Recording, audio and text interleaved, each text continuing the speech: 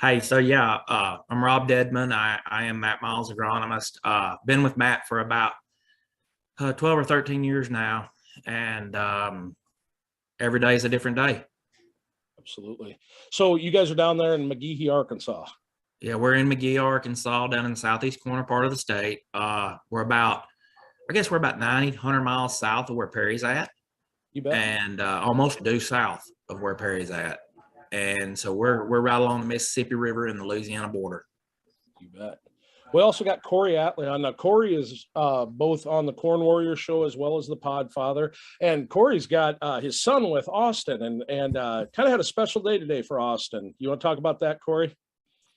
Yeah, so 9 years ago today, somebody entered this world. So we've been celebrating his birthday today. Today is Austin's 9th birthday. That's awesome. Did you have fun today, Austin? Yeah, What'd you do? Anything special? eat lots of cake.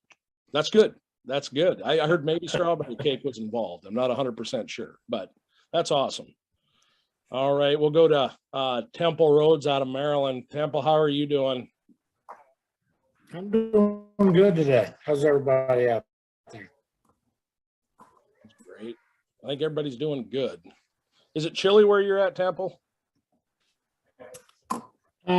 It has been lately. It's supposed to be 10 degrees tonight. Tomorrow's high of 14. So yeah, it's a little cold, but it's good hunting weather. All right. And then we also have Perry Galloway from Gregory or Augusta, Arkansas, whichever one. How you doing, Perry? Doing good, and happy birthday, Austin. Yeah, and it's cool here too as well. It's about 20 right now. I think the low night's 15. So, and then maybe tomorrow night or Saturday night down to 12. So we're enjoying hunting as well. So, but glad to be on tonight. Absolutely good to have you on, and also we have Alex Bond, our associate producer. He'll be on helping host. And Alex, you got any questions? Feel free to holler out and say a little something to everybody out there. How's it going, guys? Happy birthday, Austin. And to anyone watching, feel free to comment and ask any questions that you might have for some of the Podfathers. Thanks for having me, Nate. No, it's awesome. It's awesome. Well, tonight we'll be viewing 202, which would be the second season, second episode. And we're doing a lot of planting in that episode. And Rob, I'll start out with you a little bit. Talk a little bit about the planting season, what you guys do. One thing I want to bring up first, both you and Perry do a lot of raised bed. And for us guys in the Midwest or up in the Northern Plains, we don't see that a lot. Could you explain a little bit about raised bed and how that works? Yeah, so the primary reason that we use the raised beds is for the fur irrigation. We don't use center pivots. We run the water down those middles of those furrows, and so it's kind of a sort of a flood type irrigation. But instead of completely putting the plants underwater, we're soaking up those beds in order to irrigate. And in some places, those beds, they not only are they for irrigating, but they help serve for extra drainage to get water away from there. And we have a lot of rain. We'll keep the plant wet, but keep it up out of the water. And yeah. So when you're doing that, one question I got all the time, I know Matt talks about it in the episode, but planting depth is pretty important for you guys there, isn't it? Yeah. So, the soils that we have can be, they're a silty, sandy silt loam type soil. And during planting season, they tend to want to crust. The wind likes to blow a lot during planting season. So that moisture will start leaving those beds. And sometimes, and we have to kind of chase the moisture at times, or if we're planting in front of a big rain, then we're wanting to plant them really shallow. So it's just depends on what the weather's doing at how deep we want to plant. But anywhere from a fingernail deep to an inch deep, inch and a half deep, whatever we need to do. Absolutely. No, that's awesome. I think you guys want to. I can't believe the different crops you guys plant down there. A lot of the area that I'm from, we run corn and beans. You might see a little bit of wheat there, but you guys have rice and cotton as well. Yeah, so we got rice, cotton, wheat, soybeans, grain sorghum, Peanuts. Yeah, Perry's got a big peanut project going, and We've got we're planting yellow peas this year, yellow field peas this winter, and whatever we have to do to make a dollar down here. Absolutely. Corey, I got a question for you. You know, you talked a little bit in this episode that we're going to watch here later. When you were planting, it was getting chilly and there was a chance of snow. And you talk about planting depth and kind of what you do to protect it. You know, the seed that you're putting in the ground. Can you talk about that a little bit? Yeah, I actually should have sent you one of those pictures for this episode. We end up with 5 inches of snow right after we planted. So we was trying to finish all of our beans before the snow came. They were calling for like an inch or two. You know, it was an April snow. It happens every once in a while, but it's not that common. But we was driving home that night with the planters. We pushed it till about as far as we could. We was short about 80 acres being done with all of our bean ground. And that was the first time I ever planted in a complete whiteout. You couldn't see a thing in front of you. And that morning I woke up and we had about 5 inches of snow on the ground. But one of the things, you know, with Ohio weather, we can be as warm as the South or as cold as Michigan. You just never know. And we swing back and forth all the time. So with the beans, you know, I like to be within that 1.75 inches to about 2 inches deep because I don't want the variable soil temperatures constantly changing. So we've learned to kind of bury the beans and, you know, they're not going to be quick to emerge, but we need them all to emerge. So we play a hide and go seek game with the beans. It's no longer, you know, just playing in the dust and get them covered and go. You know, we need a good root base and kind of protect them from the elements too. And the snow kind of helped us. It acts as an insulator to it. So that was a big plus. Well, another thing too, that and it's a point you brought up, I think we were just talking in the field too, but you know, a lot of guys will push a pre ahead of beans and you might hold off, you know, because you're planting early and you don't want that bean to have to metabolize, like let's say a group 14 or whatever.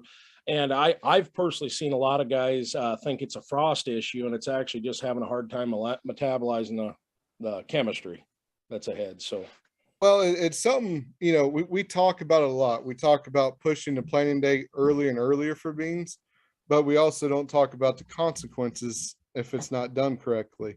And I think one of those things that are left out is, you know, when you're putting down a pre-spray, you know, you kind of got to be careful what you do there. And we've learned the hard way. So, you know, this year was one of those years where people did plant some beans early. They put down a pre, it was off to the races as in the chemical with the herbicide. It beat the bean and they had some replant issues.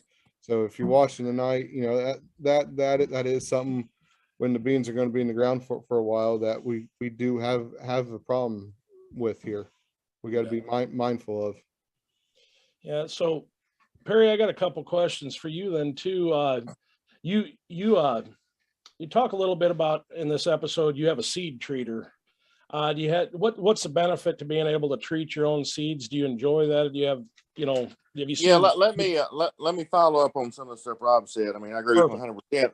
The raised beds, of course, they're not used all around the United States, but we use them, like he said, for furrow irrigation as well as drainage. But it also has more surface area as far as the row is concerned, so it will absorb more heat. So the side of those beds absorb heat as well. So if you're planting early or something, really pushing it, maybe like Corey said, I don't know about 5 inches of snow, and if I planted the soybean 2 inches deep, I never would see that thing again. So that's the difference between his location and our location. So yeah, and my particular practices, you know, I've got about, I don't even know, 51 or 52 center pivots where Matt and Rob don't have any. So I have, I plant a lot of soybeans flat on 15-inch rows. And then if I have, where I don't have pivots, I have to furrow irrigate. I do plant them on raised beds. So enough of that. So you're asking about the seed treater. Yeah, I've been treating my own seed for, I don't know, probably not quite 10 years, 8 or 9 years. And it just gives us a lot of ability to fine tune the seed treatments. We can over treat with some micronutrients. We can, a lot of times I'll substitute a humic acid or organic acid instead of water with the active ingredients. So, yeah, as well as fungicide. I mean, there's just so many things you can do if you've got your own treater. So I do enjoy that. Yep. And it'll be cool too tonight when you guys watch the episode after we're here. You'll get to see those raised beds in this episode quite a bit. And if you're not used to it, you'll notice it right away. So it's pretty interesting. And it's Did you say you had 52 pivots? Rob, I've got somewhere between 50 and 50, 51, 52, somewhere in there. So you got 50, 51 nightmares, right? Big headaches. Okay. I buy about 60 tires every year, new tires. So that's not counting the ones we're actually repairing. I will replace, we'll run out by mid-August. We're running low on tires. I may have to get some more, but about 60 tires is what we'll go through. Wow. So that's a lot of flats. So I don't Temple, want it's January the 20th. I do not want to think about pivots right now, please. absolutely not. Temple, how you doing? Good. Looks like you're at Cabela's yet. You got all them deer behind you. Oh, yeah. This is my hunting lodge. This is I guess it's my man cave. It's where I meet all the hunters in the morning, every morning when we go. Absolutely. We've been in there a few times. That's a lot of times we'll have supper. It's a pretty nice place. Oh, yeah, right here. Yeah, right here. You guys getting any hunting done that way? We things just turned around. We only got another week and a half of hunting and then it's over for us. But it's been good so far this year. It was a little off to a rough start, but trying to get everything in. It supports my habit. I do it for a living, but it supports my habit. It's a pretty expensive habit, as we all know. Perry knows this. But we run a hunting business in the wintertime, and then we're loading trucks every day as well. You know, we got bean trucks going out, we got corn trucks going out. We're trying to get everything, you know, our fall harvest, everything comes back to the grain system, and then 100% of it goes back out. So it's a constant shuffle around outside all day. As you see, my face is beat red. It's winds blew all day out here. So, but no, everything else is good. Well, yeah, you're not in this episode, but talk a little bit about your planting, maybe some of the things you focused on, whether it be singulation or maybe some things you're looking for next year, if you could. So I am big on singulation. I have a John Deere 1790 planter. I changed it all over and put all precision plates on all fits. I plant everything 15-inch rows. So I switched everything over. So I am big on singulation. I'm big on seed treatment. We treat every acre. We don't ever plant any naked beans. It's the most bang for your buck, in my opinion, that you can possibly get. But we do that. We plant early. We start planting our beans early, and then we get a big allotment of them out. Then we switch over to corn, and then we go back and we plant the rest. Our beans sat in the ground this year for 26 days before they ever popped their head up. But what I can tell you is beans are a resilient animal. And they're absolutely relentless. And then once they get out of the ground, that's where the control starts to come in. But we big on fungicides, even up front. Like when we plant, big on in-furrow treatments. We put a bunch of carbon, sugar, all kinds of different things in as well, because of the, it's most stressful point when you're planting is germination. So we're trying to alleviate as much of that as possible. We cover all those bases and we shoot for the best. But like I said, when that plant sits in there for 24, 26 days, and there is part of that of having them metabolize a pre-plant, but I'm big on pre-plant or having some kind of residual out there in all my chemistry. I use BASF products. Residual Pro. Been using it for years now, and there's been multiple times where we put it up front. I'm not going to say 100% of the acres, but a big portion of the acres on early beans. We get them up It's got that residual out there, and we never go back in. We never touch them on Roundup or any glyphosate. Glyphosate ties up micronutrients in the plant, ties up, makes the plant do things differently than what it should be doing. So we try very hard not to do that if we can help, and actually gave us the basis to do that. Now, there is some metabolizing of that chemical you do have to put up with, but I've never seen a yield drag. I've only seen good things, positive numbers. So that's kind of where we're at. Gotcha. No, that's awesome. And it is, what's crazy about this all the time is you guys are from different parts of the country. It's interesting to see how different it is, and some of the practices are the same, some are different, Corey, do you got a second to talk a little bit about your in-furrow treatment? Something I know you run Terramax in there, but talk a little bit about the importance of in-furrow with beans on your farm. Yeah, so once again, I mean, we've tried a bunch of different things in furrow for beans, and corn, we've got a pretty complicated mix that we run.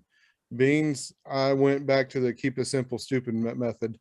We're trying to look for things that can help us the entire season. That way we don't have to make multiple passes.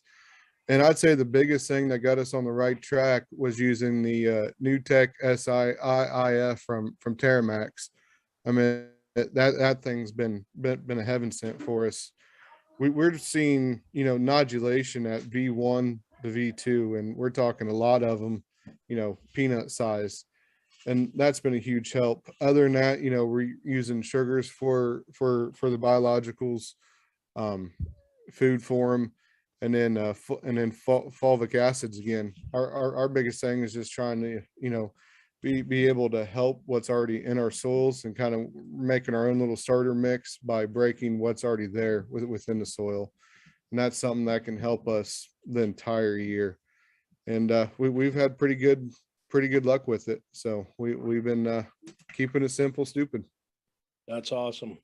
No, that's great. Robbo, I see got a sign behind you. It says, is that Ultimate Ag? That says Ultimate Ag.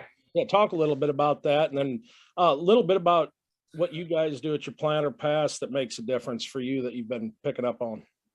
Yeah, so Ultimate Ag is my consulting business that I have. I've been a crop consultant now for, I guess, since 1998. So what is that, 23 years? It's basically, corn, soybeans, wheat, whatever a farmer plants, we'll scout it for you. We do a lot of fertility work and all of that with the business. And then, but with the planters, we don't run a lot of infers either. Kind of like Corey, we keep it pretty simple. Yep. Maybe some carbon, sugars, micro or two, in there. Don't like to put a lot in the trench with a soybean. Don't want to hurt that emergence on it any more than we can. A lot of soybeans we don't put a infer on. We spray a pre-emerge behind the planter. Yeah. So it just kind of depends on the field and where we're at and how, what the weather looks like and all that of what we're doing with that planter. You guys run quite a little Concept Agritech products, don't you? Yeah. So we've been doing some Concept products. We've used a bunch of Bugs products, a Sweet Success. We'll use that Concept B10 boron, and it's they've got some great calcium products that you can put in that trench, and it's they've got some good products out there that we use several of their products each year on the crops, in the trench and foliar also. Bet. No, it's awesome. Perry, I wanted to visit with you a little bit about not only do you farm, but you also have a retail ag business. If you'd like to talk about that a little bit, how that fits in. And what I think is neat is you've got a great group of people and a team behind you, and some of them might even cross over between the retail business and the farm. It's pretty interesting. Yeah, I'm very fortunate with the staff I've got, from the guys on the farm, the operator. I think we talked about in the last episode, the H2A guys. That's a big part of my operation. And some of them have actually moved over to the retail side. But even the guys just at the retail at the store, they just do a great job. I mean, we got a great sales team, great warehouse team, great admin people. So yeah, it's all about the people behind the scenes, I guess, that makes the whole thing gives us the success we've enjoyed. It is a team effort, and I know Matt's big on team, so Yes. I agree. So yeah, I don't know how many acres we service, probably I'd say in excess of 100,000 acres, corn, soybeans, rice, a little bit of wheat. I have more cotton this year. I never thought I'd say that. This area I was probably one of the last larger cotton farmers, but it's come back with the prices. So kind of excited about that in a way. But yeah, I enjoyed the retail side of it as well. I have some added benefits there, just knowing the availability and what's working in other parts of the country and what might work for us. So yeah, it's been a good combination. Say, Alex, do we have any questions at all?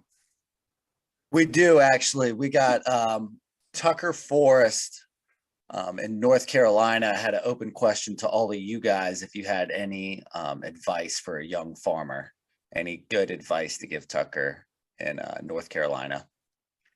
Yeah, I do.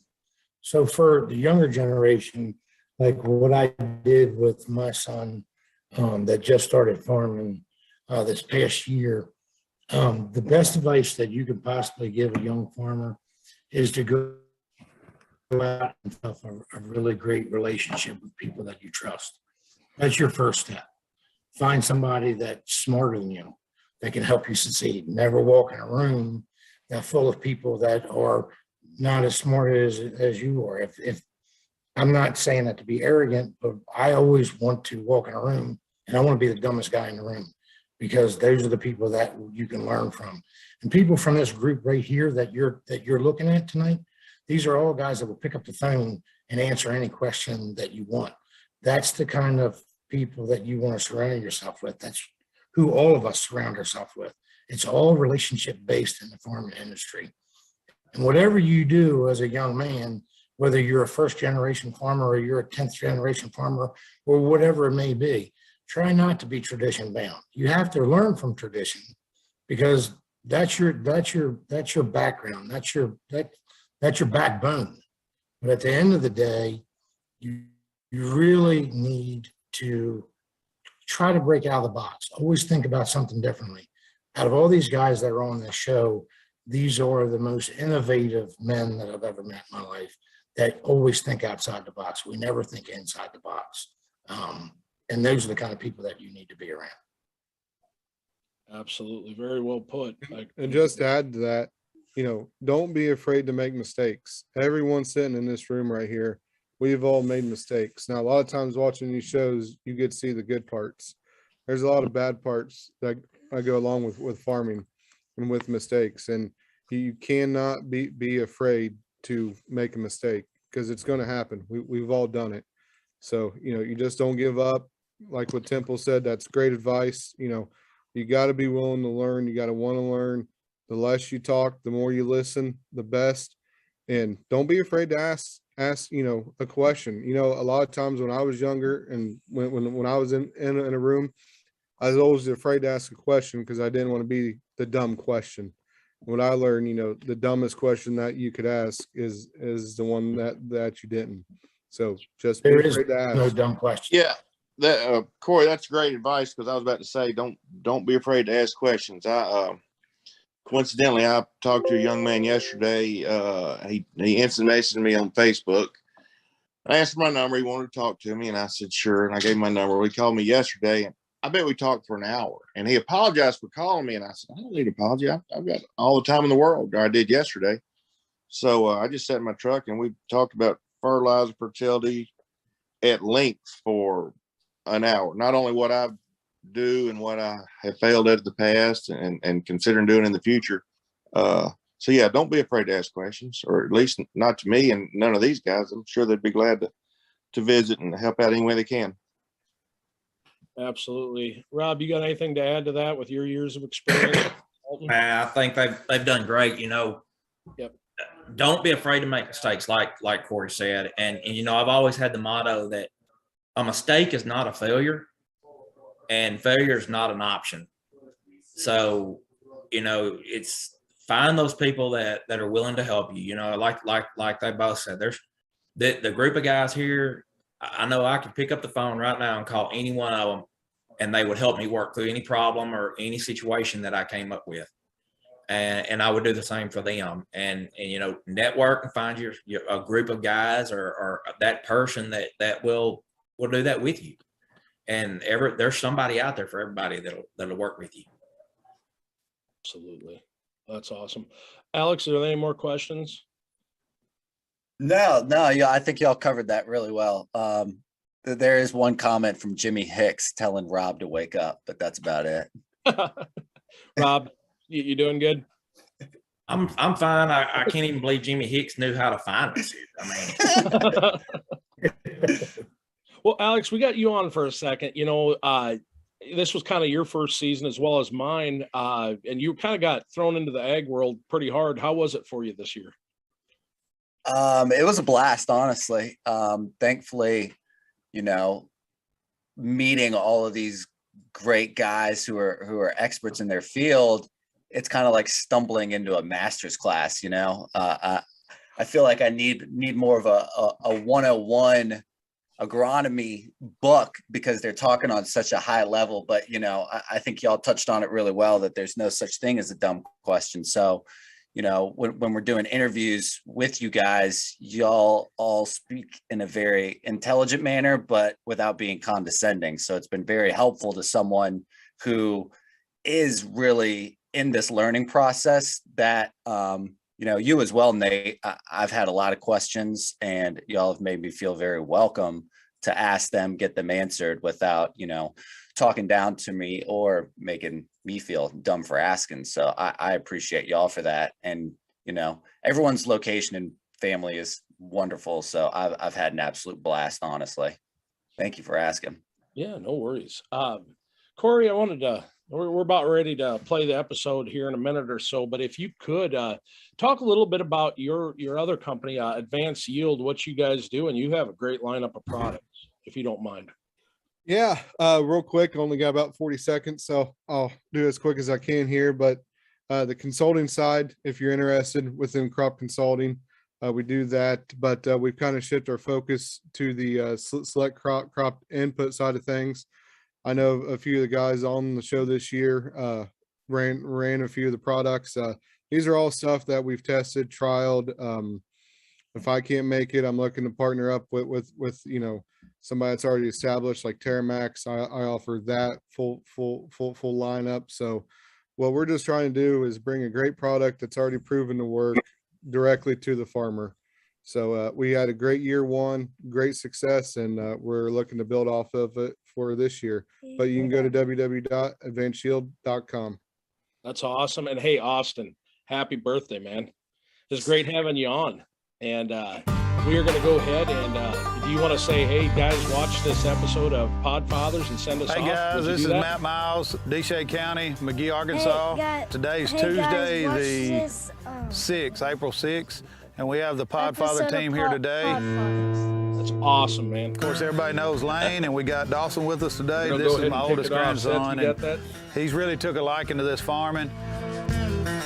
This is kind of a special area. I'm glad we're here today. Thanks, Where guys. this planter's running over here in the background is the first piece of property that I ever had the opportunity to buy. It's called a Cox Place. It's 75 acres. Have a good evening. And we bought that in '99. Didn't have the money to do it, but went to the bank, borrowed 100% of what it cost to buy the land, and been blessed, since then. Today we're going to look at some beans we have up. Dawson and I are going to run the planter a little bit, and it's going to be a big day. Dawson, you want to add anything? You going to plant beans? You gonna dig some up and see how deep you plant them? Yes. Absolutely. I've got a gut feeling this is gonna be a good year. The farmer is the eternal optimist. We farm together as a family. If we all put our heads together, I don't know what we couldn't achieve.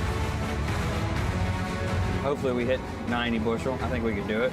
Just have healthy plants and a good return on investment.